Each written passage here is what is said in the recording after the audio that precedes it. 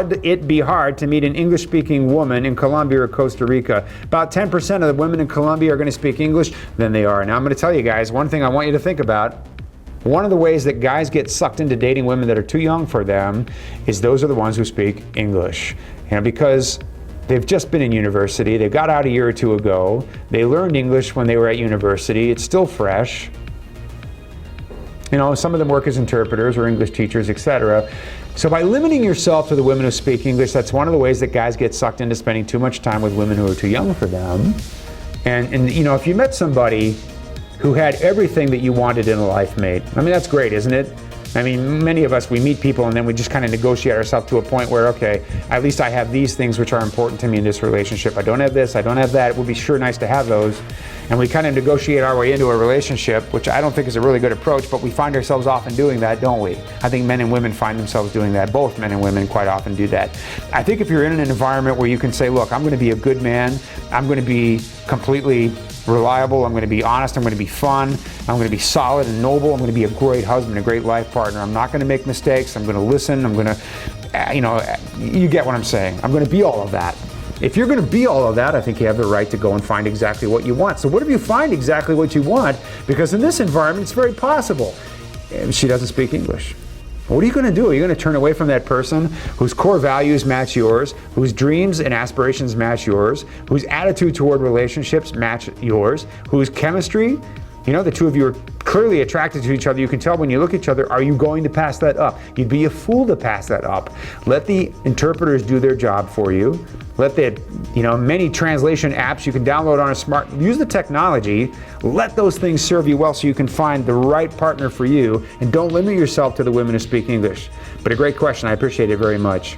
We lost it all. You fade away. I'm picking up my heart from every piece that's broken.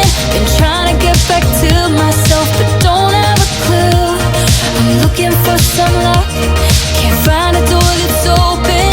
I'm losing all my hope. Feels like I'm left here in two because I'm missing you. Even the most confident guys can walk into a social and be a little bit intimidated by the sheer number of women who are all standing around. There are always 8, 9, 10 times the women at our social events that there are a number of men, and they're going to be standing around looking right at you because they want to meet you. And some guys, even the most confident of us, just find it a little difficult to navigate our way around. So you need a partner who knows the layout, knows the culture, knows how to get you around the room and out of the social, having met exactly the women you wanted to meet and have gotten some dates. Picking up my heart from every piece that's broken. Been trying to get back to myself, but don't have a clue. I'm looking for some luck. Can't find it.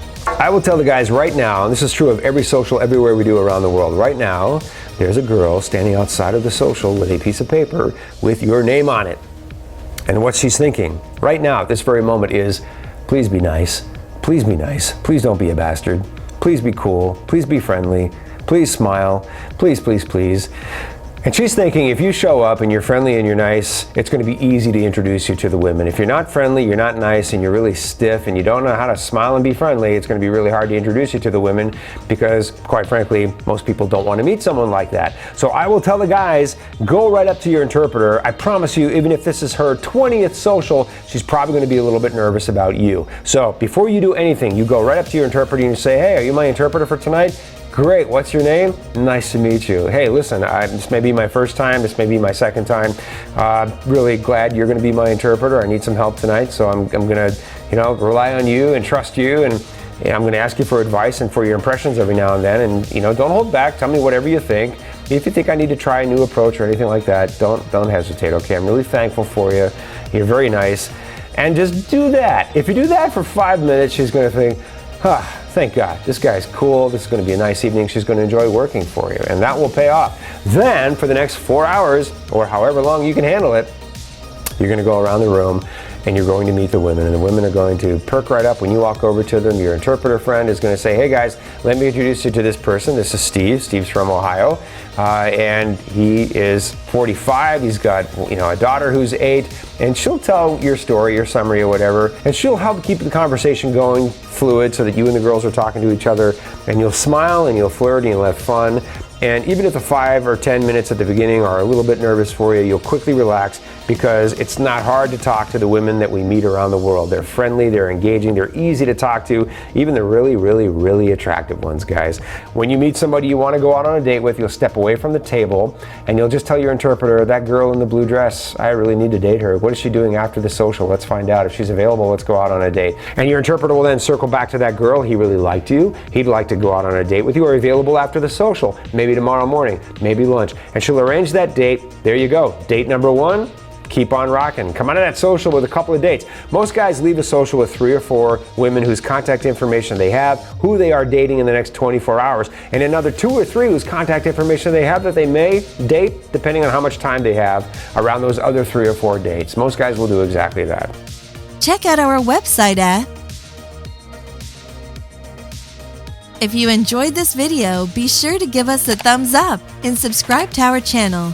Then click on the notice bell to get notified every time we add something new.